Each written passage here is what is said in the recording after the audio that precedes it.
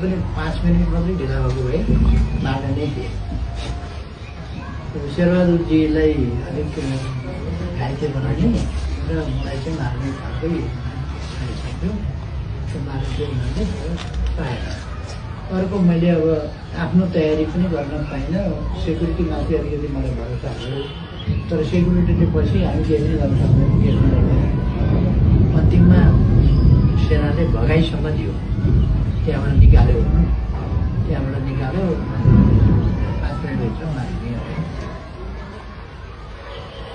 त्यो अवस्थाबाट पनि जुनिया छ। मेरो मनोबल न कहिल्यै कमजोर थियो, न कहिल्यै कमजोर हुन्छ। कमजोर मनोबल भएर हामी देश जोगाउन सक्दैनौँ। यसका विरुद्ध ठुलो षड्यन्त्र भइरहेछ। त्यसलाई हामीले त्यो षड्यन्त्रबाट देशलाई जोगाउनका लागि उच्च मनोबल गर्नुपर्छ। हरेस खानु हुँदैन।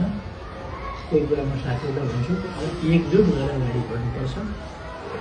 त्यसो भएर साथीहरूलाई धन्यवाद छ र सबैले उच्च मनोबल राख्नुपर्छ।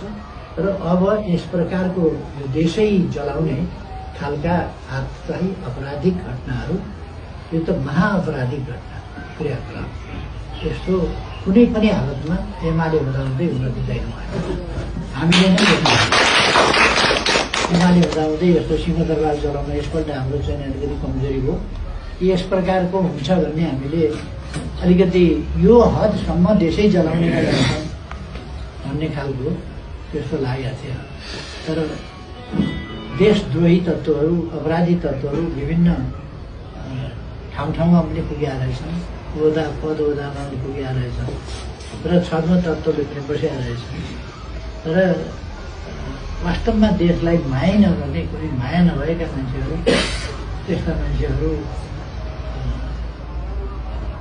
शेर फल्टेर बसेका रहेछ। त्यो कुरा यसपल्ट देखियो।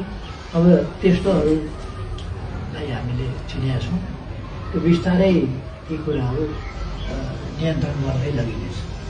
यो हाम्रो जनताको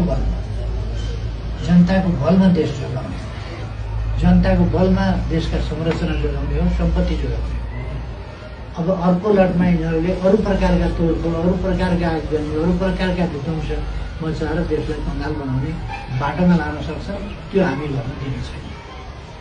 त्यो नदिनका लागि एमाले अगुवाई गर्नुपर्छ, जनतालाई सङ्गठित गर्नुपर्छ र यस्ता उपद्रवकारीहरूलाई उपद्रव गर्नबाट हामीले रोक्नुपर्छ।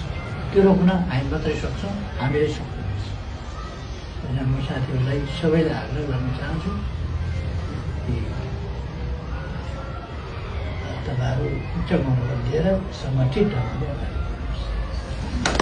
सबै मान्छे गरिब बनाइसकेपछि दुःखले एउटा जिन्दगीमा एउटा घर भर्खर बनाएको हुन्छ, त्यही आगो लगाइदिएपछि उनीहरूले वाक स्वतन्त्रता, प्रेस स्वतन्त्रता भन्ने बहाना गरे, तर बोल्ने मान्छेहरूको घर जलाए। किन भन्दा बोल्ने, लेख्ने मान्छेहरूको घर जलाए। किन भन्दा लेख। कस्तो वाक, कस्तो अधिनायकवाद भयो, तानाशाही भयो, यिनको अराजकता।